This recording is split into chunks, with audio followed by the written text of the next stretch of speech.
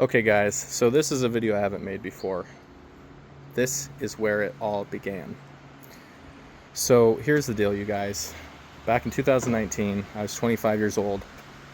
I had saved and scrimped and done everything that I possibly can to improve my credit, to save money, to be bankable. I was on a W-2 job doing some sales stuff that I absolutely hated, but I knew what the goal was. And the goal was to be financially free, to live like no one else can by currently living like no one else is willing to. And how did I do that? I did that by buying this house back here and house hacking. So what I did was I took my $20,000 that I had struggled to get. No one gave me anything. None of that. I saved every penny of that. I worked on weekends. I turned in cans. I did all kinds of crazy stuff. Anyways, so when I did that, I was able to buy this house back here. Back in 2019, the interest rate was 4.3%, and I was able to just barely, by the skin of my teeth and probably some trickery on my lender's part, was able to get into this property. And the principal, interest, taxes, and insurance was probably about $2,800 a month. It was a lot. I mean, my DTI was maxed. It was not looking good. And the down payment was about $13,500. So I had about $6,000-ish to my name after I bought this place, which was all my reserves basically. And I had to use that money to fix this place up because it wasn't really rental ready. It had blue carpet. When you vacuumed it, it smelled like wet dog. There was purple indoor-outdoor carpet in the kitchen. Yes, indoor-outdoor carpet in the kitchen. Super crazy. But I just wanted to make this video to show you guys kind of like where I came from. This is where I stopped being a renter, start being a homeowner, start building equity. I'm in the back of a cul-de-sac here, so I'm in Milwaukie, Oregon. I literally did what all the books said.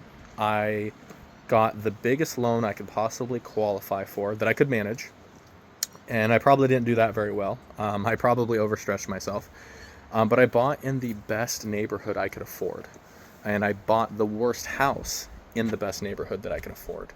And now I want to give you guys a tour of it. So here we go.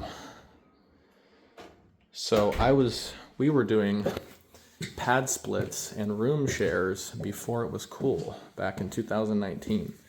So this has always been a rent by the room type situation. This belongs to a tenant. We obviously have a couch. We have a rug here. Fireplace has been inspected, does work. That's, for the tenants, if they want to use this table, if they want to use their own. We have extra, storage here for, pantry items and soups and, air fryers and that type of stuff. Because there's only so much space here in this really big kitchen.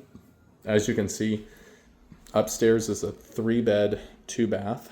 So we have 3 people using the counter space. So again, we just try to divide everything up to a third. Here's this really amazing backyard. I did every single one of these fence boards right here. I had to rebuild this entire fence and pressure wash it and stain it. We added that fire pit there. I've replaced probably 12 or 13 boards there. On this deck, replaced a bunch of boards, and there's still some that need replaced. But there's a lot of work that's gone in this place, and it still needs a lot of work, right? I mean, we should be replacing these. All these aluminum windows should be replaced. There's some vinyl ones, but there's aluminum sliding glass doors, so it's kind of a mix of aluminum and vinyl. That should be replaced. It needs a coat of paint. There's a bunch of things that can be done here, but we just haven't done them just yet because it doesn't really add a lot of value as a rental, right? New floors back in 2019, new. One of the things that we did was replace the handles here. So there was gold handles throughout, looked at really, really dated, and still, like, the cabinets need a paint job. The countertop, not that great, right? I think it's probably a piece of Formica or something like that. So, could we go through here and do a complete new kitchen? Look at these tiles, super dated, right? Could we reglaze this stuff? Could we, paint these cabinets? Absolutely. Could we, rip it all out and replace it? Sure. Could we add stainless steel appliances? Absolutely. But we just haven't. And that's, just a kind of a cost benefit thing. And again, you might wonder, like, how do 3 people share? Well, here's, a third, right? So we have, and the reason why I'm making this video right now is we have one person who is currently not here, so we're trying to rent it. And then we have, our cleaning supplies. This is all provided, right? We just ask them to provide these things right here. The dish soap, the garbage bags, the paper towels, cleaning products, sponges, all that type of stuff. We have just a guideline here of like who's responsible for what. And then of course we have people who take turns doing the flooring. Again, right, this is a team effort. There's multiple people involved here. So we have extra supply closet there. We have room 1, room 2, and then this is room 3. So this is the room that's currently vacant. You can tell that there's some spots in here that, I'm not a great painter, so you can definitely tell that there's spots. But this is a vinyl window, which is really nice. Unfortunately, this room is the smallest room in the entire house. So the closet's kind of small. I did just have somebody walk it, and that was their feedback as well. Like, it's kind of small, closet's kind of small. I said, absolutely, I totally get it. I wish I could make the room bigger. This is probably a room for, a younger child, right? If a family was living here, you'd have like a bunk bed here or a single, and then they have, all their toys or something, right? But, these are adults that are living here that are trying to save a buck. Maybe have had some financial issues in the past, so we try to work with people, try to be flexible. And here is the bathroom set up, right? So again, that's kind of split in half. Room 1 is the primary, so they have their own bathroom. But right here, this is a bathroom that's shared, so you have to consider who's doing the toilet paper. How often are they cleaning this, right? Should this be reglazed because it has ugly yellow tiles? Probably should. We've had so much problems with that, so many problems, but we did finally get it fixed. So anyways, this is the top half tour of the upstairs. I don't want to go downstairs. This is a split level house, but downstairs is fully occupied and there's somebody who works from home, so I don't want to be making a video while she's working from home downstairs.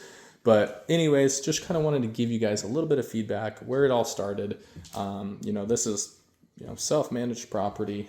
I do the best I can, try to provide rental quality stuff at a higher level, try to be really responsive, try to fix things, try to be, respectful, and try to help, give people, affordable housing. As you know, right now, housing's expensive, buying houses, renting, houses, renting an apartment, basically, renting a room is definitely an option for people. And if you're a Pace Morby fan, or, these other people who've been talking about pad split or room shares or whatever, that's something that we've been doing since 2019. So nothing new over here.